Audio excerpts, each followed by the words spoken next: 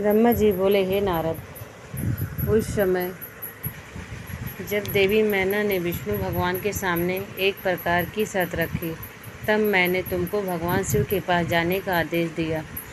तुमने वहां जाकर उनकी स्तुति की और उन्हें संतुष्ट किया। तब तुम्हारी बात मानकर देवताओं का कार्य सिद्ध करने की इच्छा से भगवान शिव ने प्रसन्नतापूर्वक अद्भुत उत्तम एवं दिव्य रूप धारण कर लिया। उस समय भगवान शिव कामदेव से अधिक रूपवान लग रहे थे। उनके सुंदर रूप को देखकर तुम बहुत प्रसन्न हुए और तुरंत देवी मैना के पास उन्हें यह शुभ समाचार देने के लिए चले गए।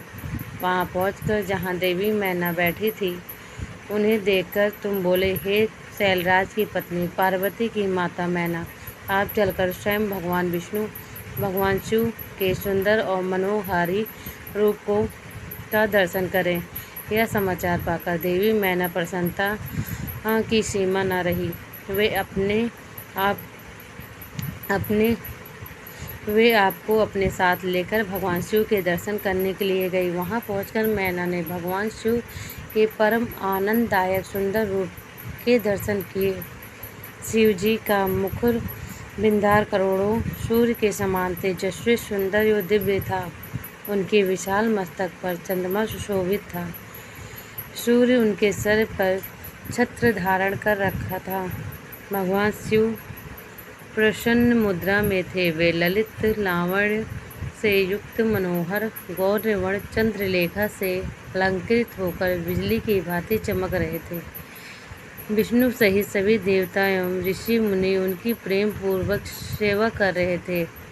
उनके शरीर पर दिव्य अलौकिक सुंदर वस्त्र आभूषण शोभा पा रहे थे।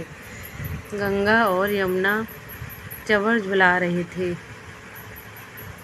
इस प्रकार भगवान शंकर सुंदर दिव्य रूप धारण करके बारात लेकर हिमालय के घर की ओर प्रस्थान कर रहे थे। उनके साथ साथ विष्णु भगवान तथा देवराज इंद्र भी विभूषित होकर चल रहे थे।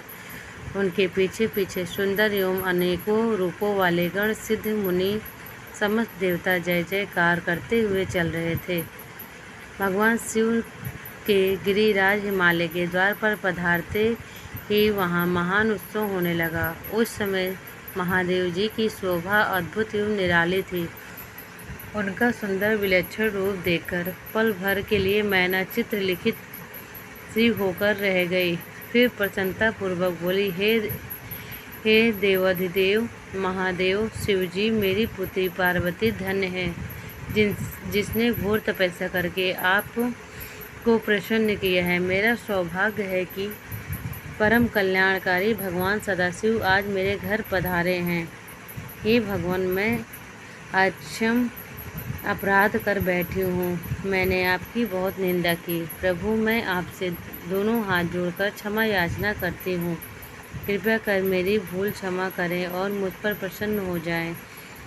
इस प्रकार चंद्रमौली भगवान शिव की स्तुति करती हुई शैल प्रिया मैना लज्जित होते हुए नतमस्तक हो गई। उस समय पूर्ववासिनी स्त्रियां सभी घर के कामों को छोड़कर बाहर आकर भगवान शिव के दर्शन की लालसा लेकर उन्हें देखने का प्रयास करने लगी। चक्की पीसने वाले ने चक्की छोड़ दी। पति की सेवा में लगी हुई पत्नी पति की सेवा छोड़कर भाग गई। कोई तो दूध पीते हुए बच्चों को छोड़कर भाग आई। इस प्रकार सभी अपने अपने आवश्यक कार्यों को छोड़कर भगवान शिव के दर्शन के लिए दौड़ आई।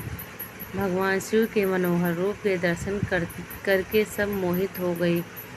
तब सहर्ष शिव जी की सुंदर मूर्ति को अपने मन मंदिर में धारण करके वे बोली, सखियों, हम सबके अहो भाग्य हैं जो हिमालय नगरी में रहने वाले नर नारियों के नेत्र आज भगवान शिव के दिव्य स्वरूप के दर्शन करके सफल हो गए। आज निश्चय ही हमने संसार की हर विषय वस्तु को पा लिया है। शिव स्वरूप का दर्शन करने मात्र से ही हमारे सारे पाप नष्ट हो गए हैं। उनकी छवि सर्वदा सब कलेशों व दुखों को नाश करने वाली है। आज उन्हें साक्षात सामने देखकर हमारा जीवन सफल हो गया। पार्वती ने उत्तम तपस्या द्वारा भगवान शिव को पाकर अपने साथ साथ हम सबके जीवन सार्थक कर दिया। हे पार्वती, तुम निश्चय ही धन्य हो।